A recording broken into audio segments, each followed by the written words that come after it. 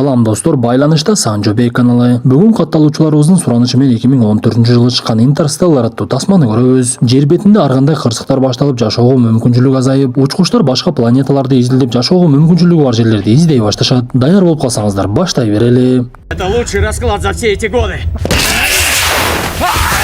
2067 дүйнөдө түшүнүксүз кубулуштар башталып, шамалдар тез-тез болуп дүйнө жүзүн чаң басып, көпчүлүк өсүмдүктөр өспөй калат. Өсүмдүктөрдүн арасынан бир гана мака менен жүгөрү жакшы өсүп, дыйканчылык менен алектенгендердин көпчүлүгү ушул өсүмдүктү гана эге башташкан. Биз каарманыбыз Джозеф Купердин үй бүлөсүндө кайнатасы, баласы Том жана кызы Мёрфини көрөбүз. Купердин аялы башында шишик пайда болуп, буга чейин каза болуп калган экен. Каарманыбыз эртең менен балдары мектепке алып бара жатып, унаасынын дөңгөлөгү жарылып, бир кезде эле алардын үстүнөн байрактар учуп өтүп кетет. Анда Купер унаасынын дөңгөлөгү жарылганына карабай учкучсуз аппараттын артынан ээрчип, ноутбугу менен аппараттын системасын бузуп кирет дагы жерге кондуруп коет. Көрсө бул учкучсуз аппарат күндүн жарыгынан энергия алгандыктан жерге конбой эле учуп жүрө берет экен. Биз ушул жерде дүйнөлүк өлкөлөр армияларын жок кылып, аскердик техникалары иштебей калып, аларды эч ким башкарууга албай, адамдар техникаларды дыйканчылыкка иштете башташат. Ошон үчүн каарманыбыз учкучсуз аппаратты кондургандан кийин анын ичиндеги батарейкасын өзүнө алып алат. Көрсө бул убакта ар кандай жаратылыш кубулуштар башталгандыктан өлкөлөрдүн ортосунда согуштар токтоп, бири-бири менен атаңдашуу жоюлуп, дыйкандардын кадыр баркы көтөрүлүп, элди кандай кылып багабыз деп тамак аш өстүрүү менен эле алек болуп калышыптыр. Бир күнү каарманыбыздын кызы Мёрфи атасы менен сүйлөшүп, биздин үйдүн ээси бар окшойт. Кээде ар кандай нерселер ордунан жылып жатат, анан дагы китепканадагы китептер жерге түшө берет. Бул жерде бир маселе болуп жатат десе, китептердин түшкөнүн көргөн Купер кызынын сөзүнө маани деле бербей, эми кээде кокустуктар болуп турат да деп эле башын оорутпай койду. Биз ушул жерде каарманыбыз Джозеф Купер бир кезде НАСАда иштеп, космоско учкан мыкты учкучтардын бири экендигин түшүнөбүз.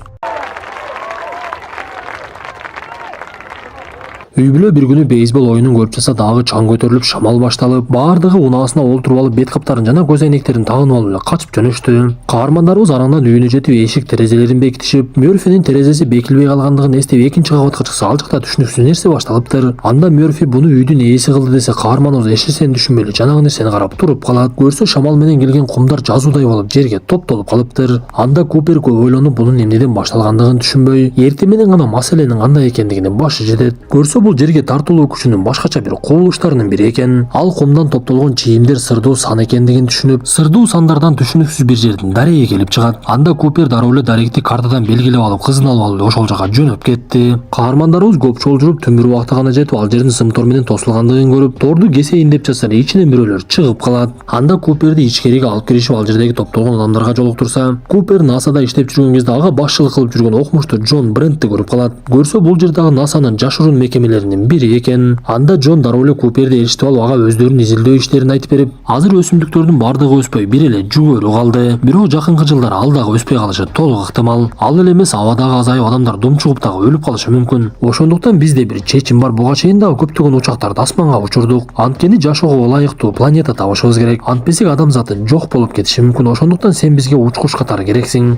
Биз космоско дагы учкучтарды жөнөтөлү деп жатабыз деп. Анан дагы мындай кубулуштар бир эле жер бетинде эмес, асманда дагы болуп жаткандыгын айтышат. Анда Купер эмнеге мени учурайын деп жатасыңар? Эгер мен бул жака келбесем, кимди учурата элеңер деп суроо салса, окумуштуулар ага жооп берип, сенин бул жака келишиң үстүдөн бирөөлөр чечти окшойт. Болбосо сен даректи кайдан тапмак элең? Бул жер өтө бир жашыруун жер деп айтат. Муну уккан Купер окумуштуунун сунушуна көнүп, асманга учканга макулдугун берип, бирок кичинекей кызы Мёрфи атасын аябай эле катуу таарына баштайт. Анткени ал атасынын учуп кетишин каалаган эмес. Себеби бул иш чаранын ийгиликтүү өтүшүнө дагы чоң күмөн жаралып, иш чараны окумуштуу өзү мерчемдегени менен толук кепилдик бере албайт экен. Алардын биринчи максаты жашоого ылайыктуу планета таба турган болсо, адамдарды ошол жака алып чыгып кетиш. Эгер ага мүмкүнчүлүк болбой турган болсо, 5000 уруктукту алып барып, жаңы планетада роботтордун жардамы менен адамдарды жаңыдан өстүрүү. Кантсе да кызынын каршы болгонуна карабай, Купер үй бүлөсү менен коштошуп, кайнатасы Дональдга балдарымды жакшы кара деп ал жерден кетет. Ошентип Купер баш болуп космос учагына бир топ окумуштуулар чыгып, окумуштуулар өздөрү менен кошо Дарс жана Кейс деген роботторду алып алышып, асманга учуп чыгышып, буга чейинки чыккан Эндюренс деген асмандагы кемеге кошулушат. Каармандарыбыздын мерчемдеген максаты Сатурн планетасынын жанына учуп барыш эле. Анткени Сатурндун жанында башка ааламга өтө турган тешик пайда болуп, окумуштуу Джон буга чейин жөнөткөн 12 учкуч ошол жерден өтүшүп, кээ бирлери аман эсен өтүп, кээ бирлери тешиктен өтүп бара жатып каза болуп, аман эсен өткөндөрү ар кайсы планетага конушуп, ал жактан белги жөнөтүшкөн болот. Бизге ал 3 учкучтардын аты белгилүү болот. Алар окумуштуу Миллер, Эдмонс жана окумуштуу Ман. Каармандарыбыз болсо бир кезде кемеде уктата турган аппаратка жата башташты. Көрсө Сатурн планетасына чейин 2 жыл жол жүрүш керек болгондуктан, каармандарыбыз бул убакта атайын аппараттын ичинде уктап өткөрүшөт экен. экен. Кемени болсо ал жердеги роботтор Дарс менен Кейс башкармак болот. Ошентип арадан 2 жыл убакыт өтүп каармандарыбыздын кайра ойгоно турган убактысы келип, алар Сатурндун жанына жетип буга чейинки сөз болуп жаткан башка ааламга өтө турган тешикти көрүшөт. Анда убакытты созбойлу деп Купер дароо эле кемени ошол тарапка айдап жөнөп, бир канча убакыт кемеде түшүнүксүз кубулуштар болуп, алар тешиктин аркы бетине өтүп кетишти. Эң эле кызыгы, каармандарыбыз бул жактагы планеталарга коно турган болсо, ал жакта убакыт башкача жүрөт экен. Ал планетада 1 саат боло турган болсо, жер бетинде бул убакта 7 жыл өтүп кеткен болот. Ошондуктан каармандарыбыз мерчемдеп планеталарга коно турган болсо, ал жакта көп убакыт өткөрүшпөй, буга чейин келген учкучтарды куткарып дароо эле чыгып кетүүнү мерчемдешет. Анда Ромили менен робот Дарс асманда кала турган болушуп, Купер, Амелия, Дойл жана экинчи робот Кейсти алып алып, буга чейин окмуштуу Миллер конгон планетага жөнөп кетишет. Кызыгы, ал планетанын үстүн толугу менен суу каптап турат экен. Бирок суу аябай тайыз болгондуктан ал жерде кемеси жок эле бут менен жүргөнгө мүмкүнчүлүк болуп, Миллердин кемеси жөнөтүп жаткан белгини издеп жөнөшөт. Көрсө, Миллердин кемеси талкаланып, анын белги бергичи өзүнөн өзү белгини жөнөтө бериптир. Бир кезде эле каармандарыбыз суудан алыс жерде тоонун турганын көрүшөт. Кызыгы, ал тоо меселе алар тарапка келе жаткан толкун экен. Анда каармандарыбыз качканга шашылып эле кайрадан кемеге түшүшүп, бирок Дойл жетишпей калып эле аны суу агызып кетет.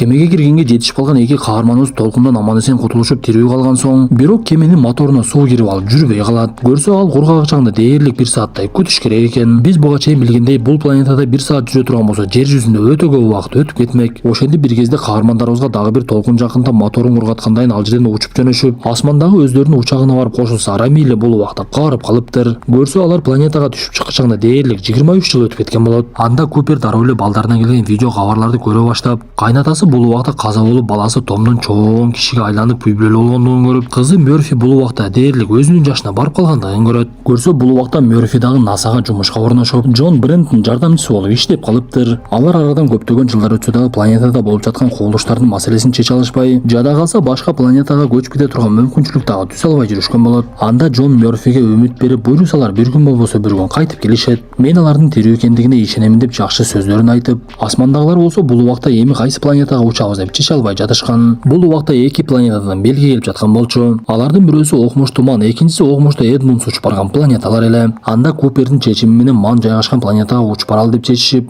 бул чечимге Амелия такыр кошулгусу келбейт. Көрсө, Амелия окмуштуу Эдмундсты аябай жакшы көрчү экен. Анан дагы каармандарыбыздын кемесинде бир эле планетага учуп барып кайра кайтканга күйүүчү май жетмек. Бул убакта жерде Джон каарлыктан катуу ооруга чалдыгып өлүм алдында жатып, Мёрфиге бардык чындыкты айтып берет. Биздин ушуга чейин кылган аракетибизде эч кандай пайда жок. Эртелүүгө жер бетиндеги адамдар толугу менен жок болушу ыктымал. Мен бул нерсени болгон адамдарга үмүт берейин деп аракетимди токтотпой, элдин үмүтүн үзбөшүн жолун издеп жүрдүм деп айтып, ошол жерде көз жумуп калат. Бул убакта каармандарыбыз Ман жайгашкан планетага учуп келсе, ал жер аябай суук жер экен. Алар белги келип жаткан жерди таап, кеменин ичине киришип, адамды уктатып коюучу аппаратты ачып, анын ичинен окмуштуу Манды ойготушат. Ошол убакытка чейин жалгыз жүргөн Ман көргөн көзүнө ишенбей каармандарыбызды көрүп эле ыйлап жиберди. Ал өзүнө келгенден каармандарыбызга бул планетада 67 саат күндүзү жана 67 саат түн болот экен. Өтө суук болгону менен менин изилдешимде жашаганга мүмкүнчүлүк бар. Жердин тартылуу күчү дагы дээрлик жер планетасына эле окшош. Дем алганга аба дагы бар экен деп жатса эле, робот Дарс сөздү бузуп, жерден аларга видео кабар келгендигин айтат. Анда видео кабарда Мёрфи Джондун өлгөндүгүн айтып, анан дагы Амелияга кайрылып, сиз баардыгын демек билген экенсиз да, бизди бияка өлүмгө таштап коюп калып эле учуп кетип калыпсыңар. Мени атам кантип билип туруп таштап кетип калды деп эле ыйлап жиберген болот. Бирок муну уккан Амелия менен Купер эчтекени түшүнбөй калса, Ман аларга бардык нерсени түшүндүрүп бере баштады. Окмуштуу Джондун максаты жер бетиндеги адамдардын баардыгын куткара албаштыгын түшүнгөндөн кийин, жашоого ылайыктуу планета таап, ал жака адамдын уруктугун жөнөтүп, каармандарыбыз аппарат аркылуу ал уруктуктарды адамдарга айлантыш керек болчу. Бирок биз бир аз убакыттан кийин Мандын бул планетада жашаса болот экен деген сөздөрүнүн баардыгы калп экендигин түшүнүп калабыз. Көрсө, ал биринчи жөнөтүлгөн окмуштуулар өздөрү түшкөн планеталарды текшергенден кийин, эгер ал жерде жашаса болот экендигин билгенден гана белги жөнөтүшмөк. Тескерисинче, планетада жашай турган мүмкүнчүлүк жок болсо, белгини жөнөтпөй туруп, уктата турган аппаратта жатып алып, өмүр бою ал жерде калыш керек эле. Бирок Ман бул планетада жашаганга мүмкүнчүлүк жок болгонуна карабай коркоктук кылып, мени келип куткарып кетишсин деп белги жөнөтүп жиберген болот.